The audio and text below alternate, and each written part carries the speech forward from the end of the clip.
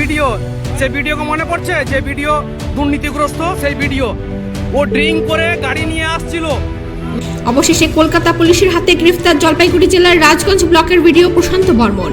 সোমবার গভীর রাতে ভাইরাল একটি ভিডিওতে দেখা যাচ্ছিল বিলাসবহুল গাড়িতে বসে এক ব্যক্তি কলকাতাবাসীর করা ফেসবুক লাইভে কিছু প্রশ্নের জবাব দিতে অস্বীকার করছে।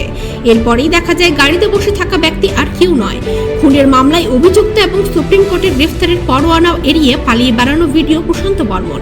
এরপরেই ঘটনাস্থলে পৌঁছায় কলকাতা পুলিশের নিকটবর্তী থানার আধিকারিকরা।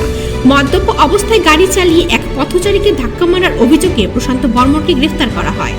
এই প্রসঙ্গে রাজ্য বিজেপির অন্যতম সাধারণ সম্পাদক শ্যামপ্রসাদ বলেন, রাজ্যে শুভেন্দু অধিকারীর নেতৃত্বে রাষ্ট্রবাদী সরকার গঠন হয়েছে।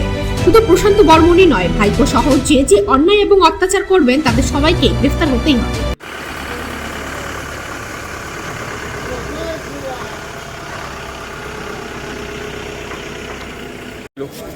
ঘটনাটা আমার ভাই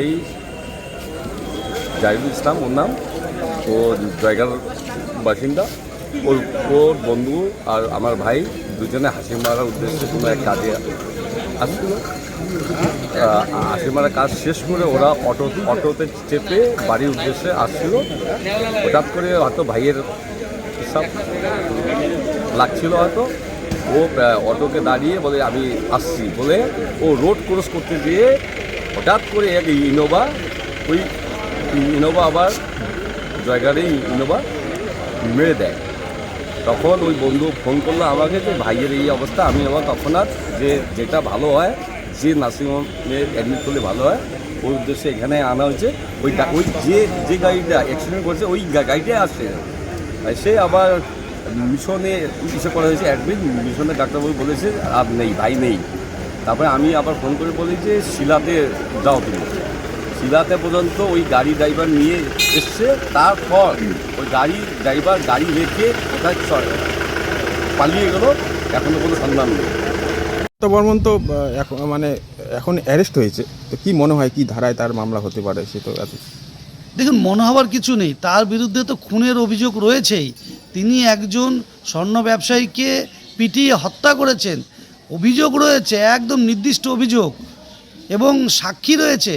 তারপরেও তিনি তৃণমূলের এত কীর্তি ছাত্র যে পুলিশ তাকে টাচ করতে পারেনি, সেই জন্য তিনি পালিয়ে বেরিয়েছেন।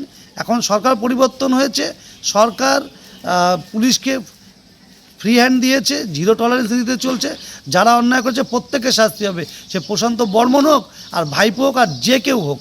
এই পশ্চিমবঙ্গে যারা অন্যায় করবে তাকে শাস্তি পেতেই হবে। কিভাবে তাকে অ্যারেস্ট করা হলো গতকাল আমরা ফেসবুকের মাধ্যমে লাইভে সোশ্যাল মিডিয়া দেখতে পেলাম যে কোনো জনৈক ব্যক্তি তিনি তার গাড়ি আটকেছেন। কেন? তিনি একজন বাইক আরোহীকে ধাক্কা মেরেছিলেন, তিনি পড়ে গিয়েছেন, আর একজন বাইক আরোহী সেখানে গিয়ে তাকে আটকেছেন। তিনি ফেসবুকের মাধ্যমে লাইভ করে তাকে ধরেছেন। কেন? এই কীর্তি, তৃণমূলের কীর্তি যে ছাত্র, তাকে গোটা বাংলা না সবাই চেনে, জিরো পাওয়া ভিডিও সকলে চেনে। এবং সেই ব্যক্তি সেই লাইভের মধ্যে তিনি বলছেন এই যে কীর্তি ছাত্র যিনি জিরো পাওয়া ভিডিও, তিনি এই কীর্তি করেছেন মদ্যপ অবস্থায়, অ্যাক্সিডেন্ট করে পালিয়ে যাওয়ার চেষ্টা করেছিলেন।